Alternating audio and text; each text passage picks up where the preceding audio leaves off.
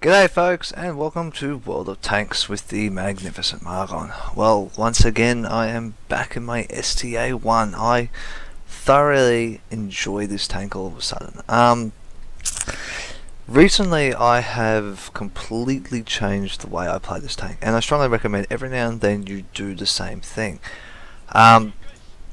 Reasons for doing it, well, one of the many reasons I did it was because I was not getting this tank to work efficiently enough for me.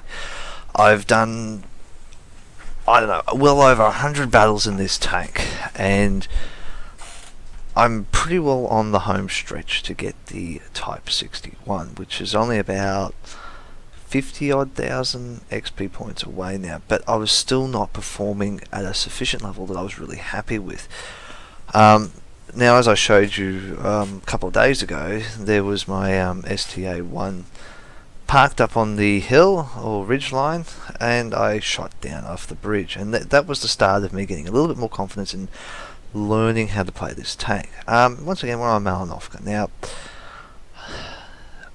Magical Forest is an interesting side of the map. It will be changing probably within the next week or so with patch 9.3 coming out, so we won't actually see this kind of surroundings as such. It's going to be all hills and valleys and things like that. I was going to do a little bit of a review on it using the 9.3 patch test server, but I haven't actually been able to get on. Well, I have been able to get on, but I just didn't get on to actually do anything productive with the 9.3 test server. So I decided, you know what, there's enough people doing reviews out there, so just Google 9.3 or Google YouTube it, and you will find it. Quickie Baby's done a heap of things, so has the Mighty Jingles. Circom's done a little bit to my knowledge, but not a great deal. So that's coming up, and I would say it's coming up in the next week or so. It should be released on the Russian servers about now. So we probably won't see it for another week or so here on the Asian servers. Now this AMX-12T is doing a beautiful job at spotting anything coming through the forest, like this 44. The shot bounced, but that's fine. I've just got to make sure that I make everything count from now on, and I have to make sure we get this T-44 down. The Panther's not priority, the 44 is. He is dangerous. I'm also trying new tactics as well. Auto-locking on target saves me actually having to aim and things like that. This is designed to benefit me and assist me with playing better. I've seen quite a few players recently watching Twitch TV doing this move, and I strongly recommend that. It saves a hell of a lot of time. Unless you're very good at shooting on the move and aiming on the move, I would probably do exactly that. I can't believe I just detracked that Panther, but hey, that's more damage for me if people hit him. There's another good shot into that Panther. And there's the STA1. I think, no, I just hit his tracks. Did damage to his tracks, that's about it. I did fire another shot in. I don't know whether I did damage to him without having a look. Now, as you can see, we haven't been very aggressive on this side, but we've been aggressive enough. The other flank, it has completely been decimated at this point in time, which is not a good thing and not a bad thing. I hit the building there, I think, or something. I don't know what I hit then, the shot missed. They're calling for backup, but unfortunately we're not in a position to back up because we've got to try and clear out the rest of this forest. And that was a crap shot there. I don't know what I was thinking then. Anyway, let's okay, that was another crap shot. Time to move. Come on, let's go low. Let's get out of here, Margon. I don't know what I was thinking. I was just sitting here shooting blindly at stupidity. But this is what I've been trying to do. That was the Bert, I believe it is. Yeah, Bert shooting at Kaze there. Kaze was playing. We haven't played for the last good few weeks, and that's probably another reason why I haven't put that many videos up. It's only when I play with him that we have some good battles. Now, we're actually communicating really well on this, and this is why platooning and using talking programs can be so good. I've actually said we've got to knock out things, we've got to do this, tactics, and we're calling plays, calling moves the whole time. Probably tomorrow I'm going to release another STA battle that we had moments ago, just before I decided to start recording. Um, that one is a game that was very much on the edge the whole way through it. I don't think I've ever had my heart pounding so much as I did at that point in time. It was actually quite frightening due to many factors in that one, but that was just the way it goes. Now, as you can see, out of this one, Kaze and I both got a Brothers in Arms award for it. We did exactly what we needed to do, communicated the whole time, and shot the targets as we needed to. And I was constantly calling out targets, locations, where they are, and that's probably the difference. That's more of the role that I have taken on, and saying where I'm going and how I'm playing, and that's the difference in how I've decided to actually start playing my medium tanks. And I'm playing my medium tanks a lot better, but I'm playing them a lot better because I'm playing my light tanks in a different way as well. Good old Kaze doing a ram there. And that's why I say always make sure you're doing the right thing at the right times. It's beneficial to be able to call out shots, call out moves, and different things like that. And it does help to be able to communicate with your buddy and your partner that you're working with, because you can have 41%er, as XVM says, and pull off a win. Now, if we do look at the other team quickly while we're in this screen, pretty experienced players across the board against not too bad experienced players as well. Win rates are nothing to go by, and that's another thing you've got to be wary of. I didn't show you that at the start till I showed you now. 41%er as a win rate is normally the average that you'll probably get. You'll get some that say 41, the other team's probably got 60 something, or I don't know, 72, something ridiculous, saying we're going to kick these guys, but never follow it. Unless you see it at about 33%, then you've got to really go, okay, it's time to play this game seriously, because if we don't, we could get handed to. But I've seen many times 33% winners coming off. I'm going to take you over to another STA 1 battle now. It was another interesting battle where both of us played really well, but nothing like the last one that I have to show you, but I won't show you that till the next few days' time. So let's go over and have a look at that battle quickly right now.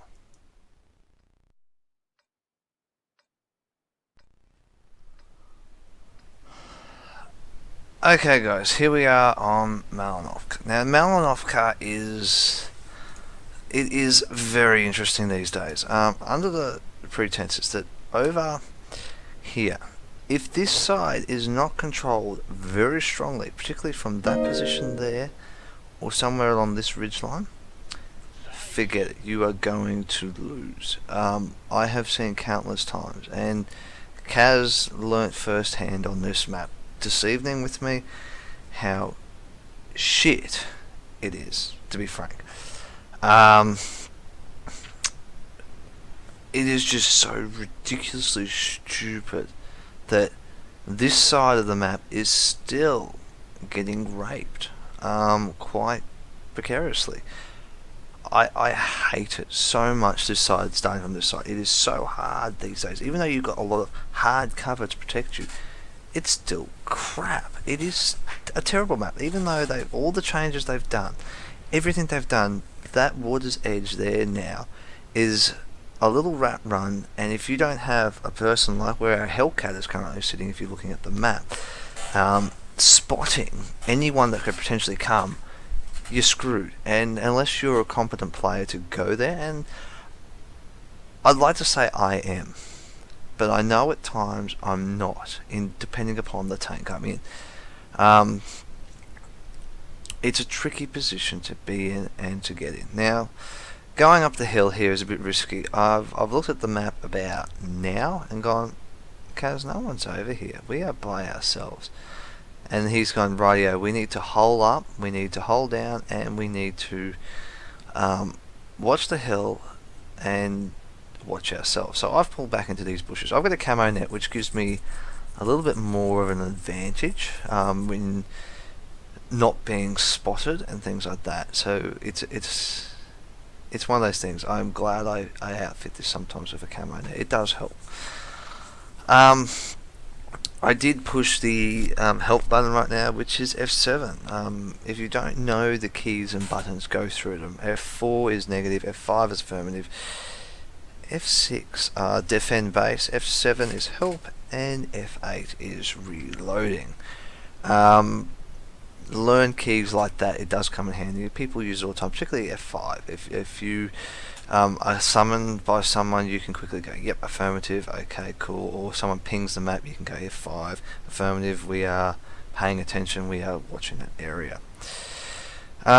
This map, it's locked down. This is more or less the stalemate zone, as you can see. If I pause it quickly, I really do need to get myself a free roaming camera. This would make it so much easier. But the setup we've got, if you look at the map, the two Hellcats, the IS, the T29, the SU100, KV2 up here. I don't know why he's on the hill, but he's on the hill. And the T34, I think they could be potentially AFK at the start of this battle. The AMX being there, if he pushes up into the hill here slightly, he gets in those bushes, he can spot clearly down through this section here, any advance, which these guys cannot see. So it's a good warning. E25, he could probably push up into these bushes and be safe. Kaze has got most of here covered. I've got spotting up the hill covered. And we've got the KV4 and the IS moving up. So it's more or less a stalemate. And we know the KV4, the A215 and the M6 could potentially be over in this area by what XVM has told us. We do know there is a crap load of guys camping around this area here, and there's probably possibly a few here. The rest of them will be moving up this flank here. There'll be a couple of heavies coming up this way, and that is a known fact. This is where heavies go to duke out and fight. Which is all well and good, and it is all great, but you've got to be in the right positions to do things. Kaze and I being in medium tanks doesn't really help any factors whatsoever. But I'm not really paying attention to the map. I'm more or less just saying, yeah, I've got the windmill spot. And Kaze goes, this E25 is really pushing up. And he pushes up quite hard. I take my eyes off for just a second, and then didn't realise that Kaze had driven straight past me going, let's get the hill, let's move up there, let's be aggressive. So I've gone, okay, cool. So now I haven't upgraded the engine in this tank. I can't afford to upgrade the engine in this tank. Why, you might ask? Because I wanted to vote all my XP straight into getting the Type 61. I thought, you know what, the engine doesn't matter. I can get the engine at a later date when I feel like growing now. Kaze actually said to me, come up to this hill position, this would be perfect for you. Low, this is the best position. Come in here and use your gun depression to actually shoot. Now, I do try. I just can't. I just got to get the right spot on this hill. It just rises that little bit, and it makes it tricky for me. The M6, Kaze has just hit him. I'm watching the IS. And the gun just lifted at the last second. Then that was why I missed him. I wondered why. But then the KV4 was going to, you know, the KV4 against an IS. Yeah, he should be fine. Tier 8 against Tier 7, yeah, that's not too bad. The IS is mobile enough. I'll go up here and I'll help Kaze. So I actually know the hill quite well. I know how to get up and around and use the cover to my advantage. So I push right up on this windmill and try to get the spots on where the M6 is and find out what's going on. And then, lo and behold, there's the IS-3, and I go, ooh, okay, pull back. This is where Kaze has said, I'm going to now push up and help the KV4 with the IS, and I've gone, yep, sure, no problem. I'm going to stick up here and work the hill to try and get this IS-3's attention and keep it away from actually advancing down there. Kaze has got also a Churchill 7 to deal with and a Hellcat down there, which doesn't really make things very easy for him, but the Churchill 7 has been taken out. Now obviously the KV4 and Kaze have both fired upon him. This is where I've decided now I have to change the position of my attack to try and get a different angle and shot on the IS-3. I've locked onto him, as you can see. So there's the M6, and the M6 is the one thing I'm a little bit frightened of.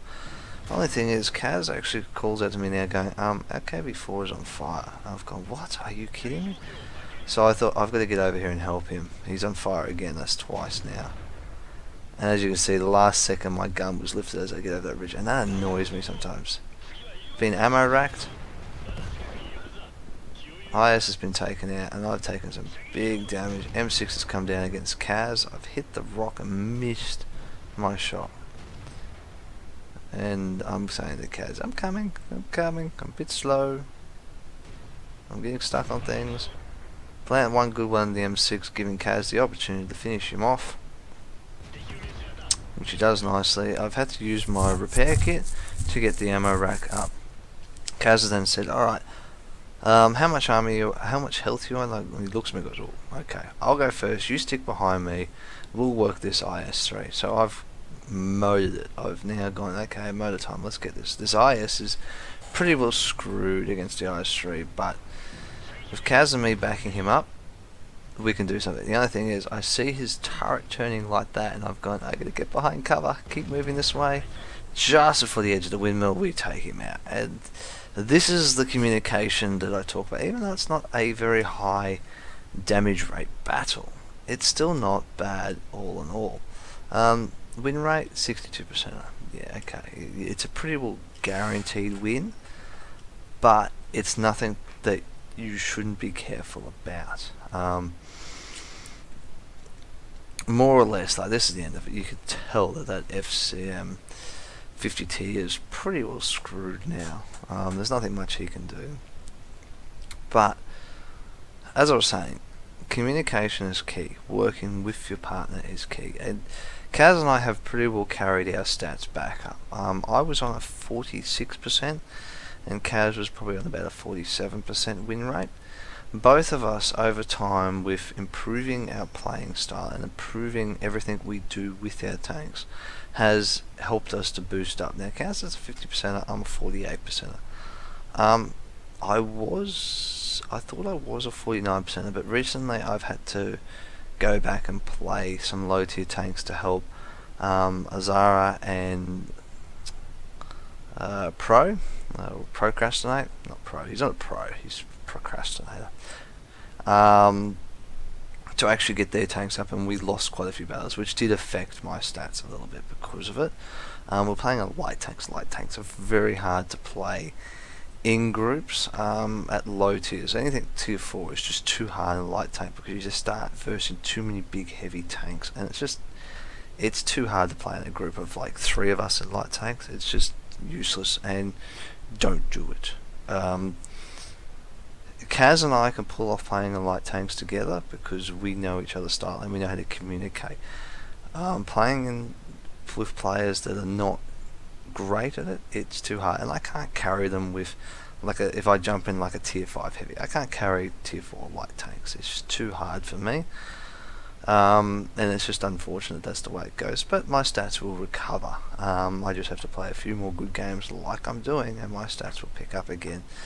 And lately I have played some monster good games over the last few days, just jumping on, playing a few light quick ones. But guys, look, enough from me. These are two probably the best games we had for a long time in our medium tanks together. I will save the last battle, the hair raising battle, for tomorrow. I might have another battle to add into it as well, just for the hell of it. I've got a few other things I've had up my sleeve that I've had recently over the last few days that I'll probably push out as well with it, so you'll get that one and plus another one. Other news, I have been playing Gauntlet. I've beaten Gauntlet on easy.